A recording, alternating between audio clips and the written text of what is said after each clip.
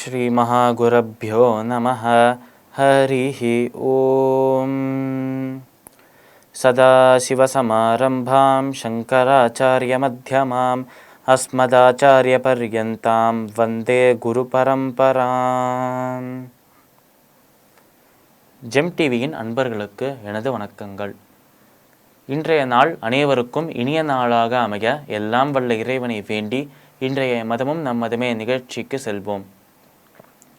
இன்றைக்கி நம்ம ஸ்ரீ வெங்கடேச பிரபத்தி ஸ்தோத்திரத்திலேருந்து ஒரு ஸ்லோகத்தை விளக்கத்துடன் பார்த்துட்டு இன்றைய தினத்தின் நீதி கதைக்கு செல்வோம்.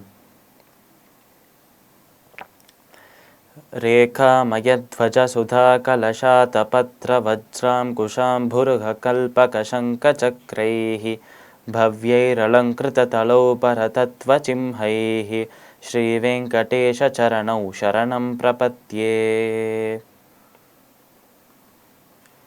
இந்த ஸ்லோகம் ஸ்ரீ வெங்கடேச பிரபத்தி ஸ்தோத்திரத்தின் 5வது ஸ்லோகம். இந்த ஸ்லோகத்தில் நாம் பெருமாளின் அந்த திருப்பாதங்களை பார்த்து பிரார்த்தனை செய்கிறோம். இந்த பிரபத்தி என்று சொன்னாலே அவரின் திருப்பாதங்களில் சரணமடைவதுதான் பிரபத்தி. அதனால் அந்த பாதங்கள் எப்படி இருக்கு என்று இன்னொரு வர்ணனையை, இன்னொரு டிஸ்கிரிப்ஷனை நம்ம தரோம் இந்த ஸ்லோகத்தில்.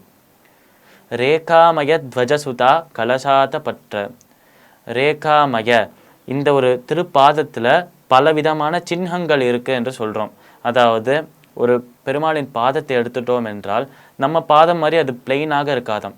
அவரின் அந்த பாதத்திலேயே அவர் வச்சுருக்கிற அந்த ஆயுதங்கள், அவரின் அநேகமான ஸ்வரூபங்கள் அவரோட அந்த பாதத்திலே வர்றதுன்னா அப்போ அவரோட விகாரம் எவ்வளோ பெருசாக இருக்கணும் என்று நினைத்து பார்க்க வேண்டும்.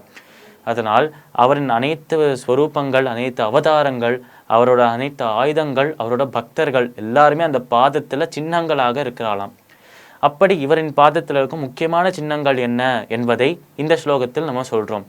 ரேகாமய, அந்த ரேக்கைகள், அந்த ஒரு சின்னங்கள் என்னவென்றால் துவஜா, அவரின் கொடி அந்த பாதத்தில் இருக்காம். அவரோட கொடி என்பது கருடன் இருக்கும் அந்த கொடி. அதை நம்ம ஏற்கனவே பார்த்துருக்கோம் ஒரு ஸ்லோகத்தில். அதனால் கருடன் இருக்கும் கொடி இருக்காம் அந்த பாதத்தில். ரேகாமய துவஜா சுதா கலஷா தபத்ர, அதாவது அவர் தன்வந்திரி அவதாரம் எடுக்கும்போது ஒரு கலசத்தை எடுத்துன்னு வந்தாராம். அந்த கலசத்தில் தான் அவர் அமிர்தம் என்னும் அந்த ஒரு விஷயத்தை வச்சிருந்தாராம். இந்த அமிர்தத்தை நம்ம அருந்தினால்தான் நம்மளுக்கு நோயின்றி ஒரு வாழ்வு கிடைக்குமா நம்மளுக்கு. அப்படி இருக்கும் ஒரு கலசம், அந்த கலசத்தை, அவரோட அமிர்த கலசத்தை தன்னோட பாதத்தில் ஒரு சின்னமாக வச்சிருக்கலாம் பெருமாள். ரேகாமய துவஜா கலஷா தபத்ர, அவர் வாமன அவதாரம் எடுக்கும்போது அவர் வச்சுருக்கிற அந்த கொடை அவரோட காலில் இருக்காம். இப்போ ரேகாமய துவஜா சுதா கலஷாத பத்ர வஜ்ராங் குஷாம் புருஹ கல்பக சங்க சக்ரைஹி, அதாவது வஜ்ராம் குஷாம், அவரோட ஆயுதமாக இருக்கும் கதையும், அவரோட ஆயுதமாக இருக்கும் வஜ்ராயுதமும், அவரோட கையில் இருக்கும் அந்த ஆயுதங்கள் தன்னோட காலில், தன்னோட பாதங்களில் சின்னங்களாக இருக்காம். வஜ்ராம் குஷாம் புருஹ கல்பக சங்க சக்ரைஹி, அதாவது அவரோட பாதங்களில் ஒரு தாமரையின் சின்னமும் இருக்காம்.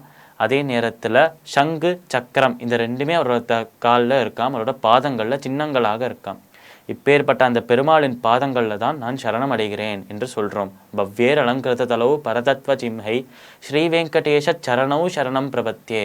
உன்னுடைய இப்படி அழகான இவ்வளவு திவ்யமான பாதங்களில் நான் சரணம் அடைகிறேன், நான் சரணாகதி செய்கிறேன் என்று நாம் அந்த பெருமாளின் பாதங்களில் இருக்கும் அந்த பரதத்துவ சின்னங்களை பார்த்து பிரார்த்தனை செய்கிறோம். இந்த ஸ்லோகத்திற்குண்டான விளக்கம் இதுவே. இன்று நாம் பொறுப்பின் அர்த்தம் என்ற தலைப்பில் நீதி கதையை பார்ப்போம். பொறுப்பு என்றால் என்ன என்பதை தான் இந்த கதை நமக்கு உணர்த்துறது. பொறுப்பு என்றால் என்ன? நம்ம செய்ய வேண்டிய அந்த கடமைகளை செய்ய வேண்டிய சமயத்தில், செய்ய வேண்டிய விதத்தில் நம்ம செய்து முடிப்பது. அந்த செய்ய வேண்டிய கடமைகளை நம்ம பொறுப்பை ஏற்றுந்து செய்கிறோம் என்று சொல்கிறோம். அதனால் இந்த மாதிரி பொறுப்பு, ரெஸ்பான்சிபிலிட்டி என்பதற்கு அவ்வளவு அர்த்தங்கள் இருந்தாலும் ரொம்ப அழகாக இந்த கதையில் அதற்கான உண்மையான அர்த்தம் ஜொலித்து நமக்கு காட்டுறது தான். இந்த கதை எப்படி ஆரம்பிக்கிறது என்றால், ஒரு நபராம், அவர் ரொம்ப சோம்பேறித்தனமான ஒரு நபர், ரொம்ப லேசியான ஒரு நபர். அவர் என்ன பண்ணுறாருனா, அவர்கிட்ட இருக்கும் ஒரு